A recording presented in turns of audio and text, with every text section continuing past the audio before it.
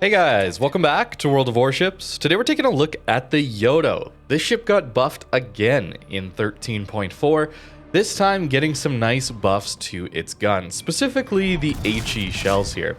This ship now has higher HE alpha as well as higher fire chance. So I wanted to see if that made any reasonable difference to this ship.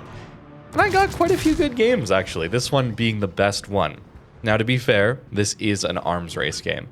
But look at that alpha damage, over 6k alpha into that Harugumo there.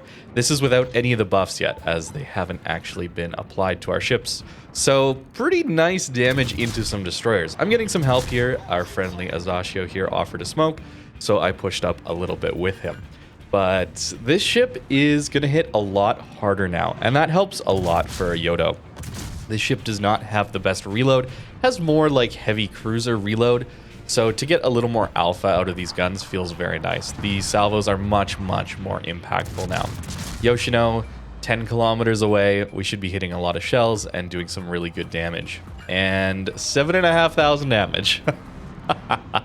Feels good, man. It feels really good. The extra fire chance should be helping us out as well. Although, for the most part, I landed on a heavy HE as well as IFHE build. So that's going to let us pen over 32 millimeters of armor. It's much more than that, but that's the main threshold we're getting over here. Against a Yoshino, though, our shells normally would pen 30 millimeters, so we would be totally fine against a Yoshino. We'd be getting more fires, in fact. That is the one downside of taking IFHE. You essentially are cutting that fire chance in half, which can be a little painful. Although the trade-off here, getting this alpha damage, I am all in favor of. It's very nice to have. Although I did try it without as well, and had some decent games too. But Yodo here feels much more powerful. I don't know if this is something that's going to make this a meta-defining ship at all, but I think Yodo is much more playable now. It still has some very big weak points, which are the shell velocity on these guns, as well as just being a very big ship that doesn't maneuver very well. The ship is going to take a ton of damage from enemy battleships, and it's really difficult to dodge, and that's a problem considering this ship does want to be at a little closer range. We have plenty of range, 18 kilometers plus here, but it's hard to use that range. That's kind of the key here. So this ship, you're going to typically try to play it behind islands if you're dealing with a lot of focus fire. In open water like this, you can use the torpedoes. They didn't get changed, but they're very another huge salvo there, by the way, to finish off that Harugumo. It feels good, man. These torpedoes are very nice, though. Much better torpedo angles than, say, a Zhao would have. So much more usable, much more range. Their damage is very high as well. But they're more zoning torpedoes. I don't fully rely on them. I'm much more reliant on these main guns. Here's a mistake I'm making. We're not going to get punished too hard for it, but never ever go in front of islands like this. You can see how uncomfortable it feels here. I'm not even going to shoot. I'm going to try and stay as dark as I can, not get detected, and hope that I can get past this island because, well, a Vermont is almost the worst possible ship to spot us out when we're broadside. So we'll shoot now that the Vermont has shot, basically. But if I had gone behind this island, it would have been much more comfortable, could have been farming much easier. Using the island as cover is just a much better idea. This is a great way to get yourself killed as a light cruiser. And the enemy team is pushing pretty hard here. We've lost most of our teammates, so really should have gone behind that island. A bit of a mistake. More on the strengths, though, of Yodo. Still has very nice turret traverse. This is such a crucial aspect of this ship. The Zhao has these glacial turrets. It's so slow. Whereas Yodo, you pretty much always have your turrets on the target you want them to have. It's really nice. 360-degree turrets as well. It's really easy to use these guns in that aspect. A little awkward on the turret angles. The closest turrets to your superstructure, both front and back, are going to have not as good angles. So you do have to show a little more broadside to use all 18 guns, but still keeping 15 with reasonable angles on target is quite nice. In this case here, trying to go dark again and then get behind this island. This is a really good way to play the ship now. What I was doing before, I mean, you saw how it lost me like half my health, right? Not good. But if I had done this, I could have been back here the whole time farming from behind this island. Now, it's not always correct to play so far back, but considering how close the enemy team is here, trying to use these islands as cover so we don't even get detected makes it really easy to use all of these guns and get this damage in on this enemy Vermont. Our Torps might have the range for that Tirpitz. Again, a nice value add over something like the Zhao is the extra range. So we collect ourselves a Tirpitz there. Very nice to see. That's going to be our third kill. Double fire on the Vermont, even with IFHE. Our fire chance is still decent. That buff coming into play. It's only 2% extra, but that helps. It always helps. And with all the shells you're landing, you should be getting some reasonable fire chance anyway, even if you are running something like IFHE. In this case, our range is actually a detriment to us. That Littorio on the flank, on the 9 line there, would actually spot us if we stayed where we were. So he's getting just close enough that he would be spotting us. So I'd actually want less range in this situation, funnily enough, that it would allow me to stay a little closer to that island without getting detected. Now I'm forced to turn away and run a little bit further. Although now that that Littorio's turning, maybe I could have stayed. But we're still able to shoot at this Vermont reasonably well, and our Shimakaze will finish him off. Very nice. So Napoli, Zal, Littorio, Soyuz over here to deal with yet. Not the easiest thing for a Yodo, but as long as we have some spotting, this ship can pump out quite a bit of damage now. This DPM buff is relatively significant, I would say. It's not like a world beater game changer, but having the DPM up to, what, 246,000 HE DPM? I don't remember exactly what it was previously, but I think it was around 220. So a little bit of extra DPM here goes a long way. And certainly this game, we have these arms race buffs. So we do have double reload buff already, and soon to get some alpha damage buffs too. But this game is going to be close. Already up to 165k damage, feels pretty good. And certainly this ship won't be quite this good in a regular random battle, but the thing to remember when it comes to arms race is the enemy team has buffs too. They have more damage, they have better reloads, they have heals, they have more HP, all that stuff as well. So maybe the damage numbers are a little bit inflated, but still the result of getting a win and killing off enemy ships is just as important and potentially more difficult in some cases, like a Napoli, for example. But the spotting here has helped us a ton. We've done some spotting of our own, surprisingly, almost 50k, but that's a really important aspect of playing a light cruiser is having some sort of spotting. Playing the ship in a div certainly could help you out with that, whether it be a destroyer giving you a smoke on some of those more open water maps, or a battleship to just kind of sit and tank for you while you farm from behind an island. That could help out a lot with this thing too. Shell velocity here certainly being a bit of a problem though with Yodo. Again, is a great example of trying to finish off a Zhao at only 15 kilometers. He could be even further away. It's a long flight time to lead these guys. So with this ship, you do have to be good with your aim and get used to these shell arcs. As for if I would pick a Yodo over a Zhao now, I did do a ship request, I believe, on the Zhao recently, and I had a really good time. Had some fun matches. I don't necessarily think so. I value the extra shell velocity and the accuracy that Zhao has over Yodo, but Yodo is much better pick now than it used to be. The other thing this ship has is submarine surveillance. That was the buff that it got a few patches ago, I believe, and that helps out some, and I'll show an example of that after this game, but it's not so impactful that it's really helping the ship be picked a lot more, I don't think. This gun buff might help it a lot, but I think for a lot of people, you're going to find while playing this ship, it's just a bit big and clumsy to play, and the shell velocity feels kind of bad at these longer ranges. And as we know, most games are fairly campy these days, so a little bit harder to play. This match, we did a reasonably good job of staying close. We're at 200k damage already, by the way. Feels very good. But this game was a little bit closer range, fortunately for us, so that allowed us to play and get these guns on target a little bit easier. This Littorio shot at someone else, so I am actually able to make this turn here without him shooting at me, just barely, but this is enough time. That 30-second reload on a Littorio should give us enough time to make this turn, which is nice, as we do have a rather large citadel, but it's... I don't know. Zhao to me is... Maybe this is just me enjoying Zhao from back in the day since I've played it so much since the beginning of this game, but I really like Zhao still. Although, Here we're about to, I think, finish off Littorio and potentially get this Soyuz. That's our Kraken already in this game. That feels pretty good. And a little double strike action. Yes, sir. It feels pretty good, man, having that turret traverse. You would never be able to do that with Zhao. So there are elements to Yodo that are just so much nicer than a Zhao. Turret angles certainly are one of them. Turret traverse, the torpedo angles, the torpedo range. There's a lot to like about this ship. I'm not gonna lie, there's a lot to like about it now. And I think this damage buff has helped it out a lot.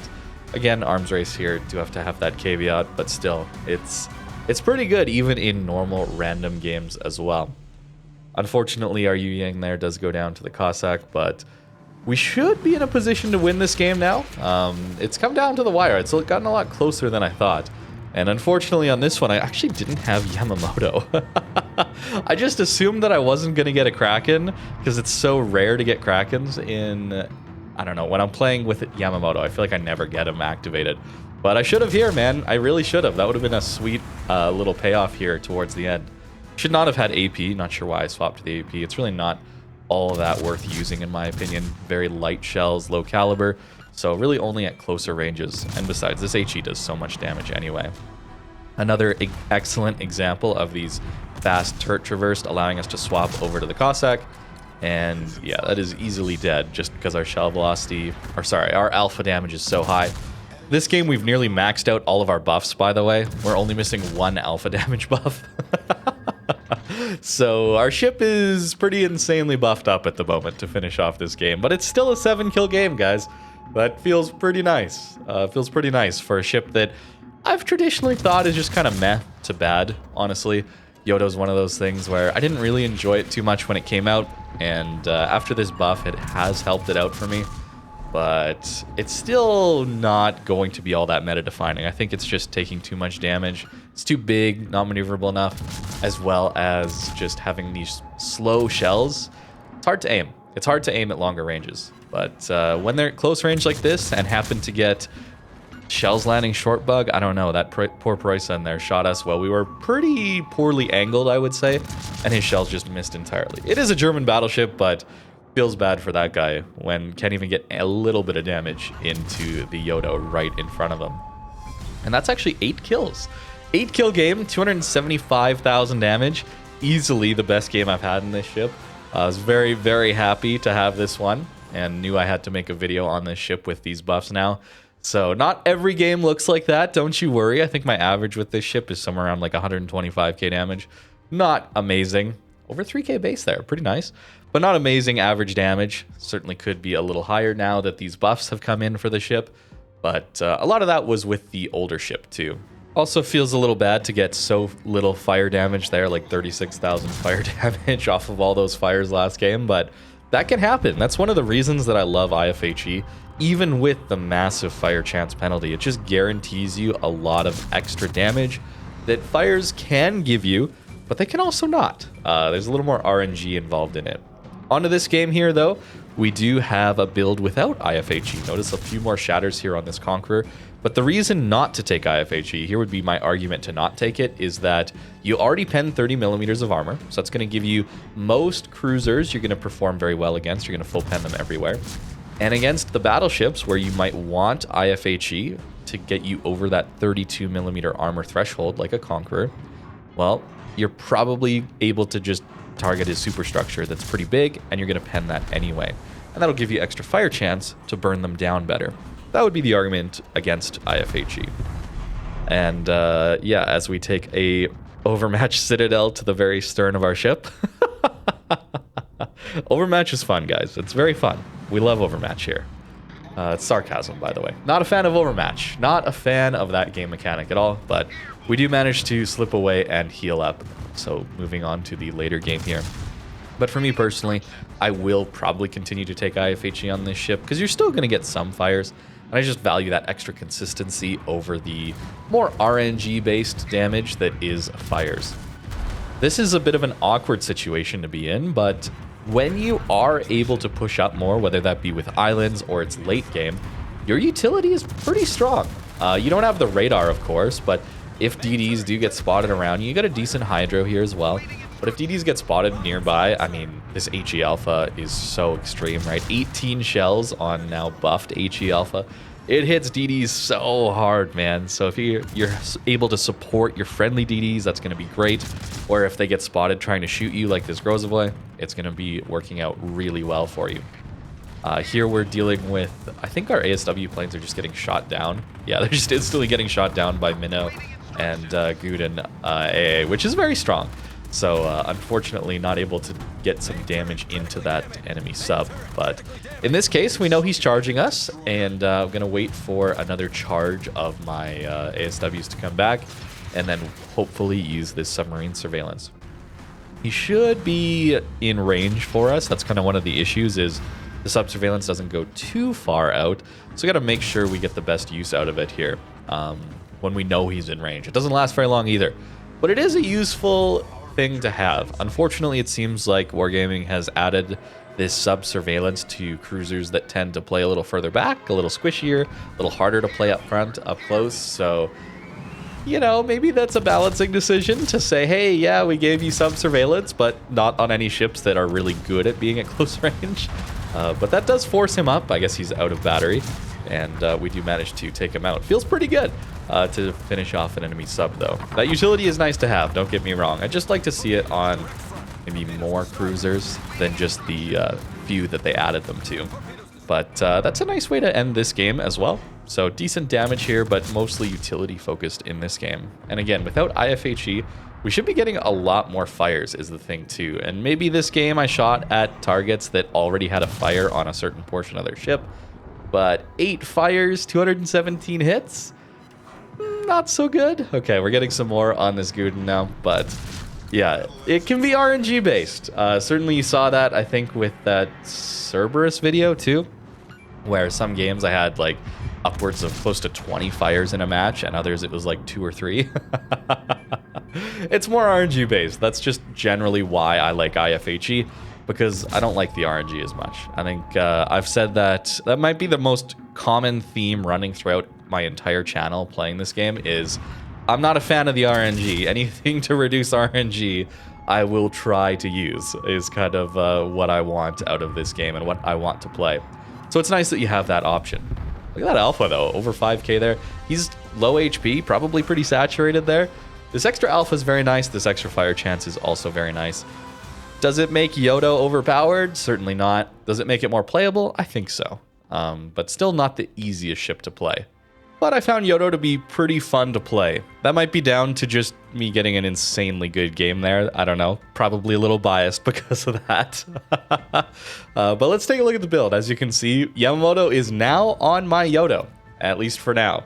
Whether or not I'll get another Kraken, we'll see. But yeah, feels bad to not be able to activate this extra buff here, which is not only a heal, but 34% reload on our main guns. How insane would have that been? Alongside all the arms race buffs, we would have had an actual, like, Worcester DPM or Worcester reload on, like, a Yodo. That would have been nuts.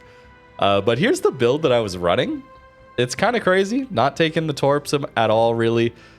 Still taking some fire chance here, which isn't too much, but we still have an 8% fire chance even with IFHE, so that's not too bad. As well as having heavy HE here allows us to have over 3k alpha on these guns. And you have 18? It's not bad. 37 mil pen here is useful for mostly that 32 mil armor on battleships. There's a few cruisers that's useful for, not too many. But the key here is you don't get over 38 millimeters, and that means that Montana, Ohio, a lot of American ships have 38 millimeter deck armor. So unfortunately don't quite get over that, but it's still very, very useful, and I personally do like it. But certainly you don't need to run it. You could swap over to more survivability upgrades, more torp build stuff. That certainly could be a way to run this ship. As for the upgrades here, this is what I was running as well. Always going with main guns reload.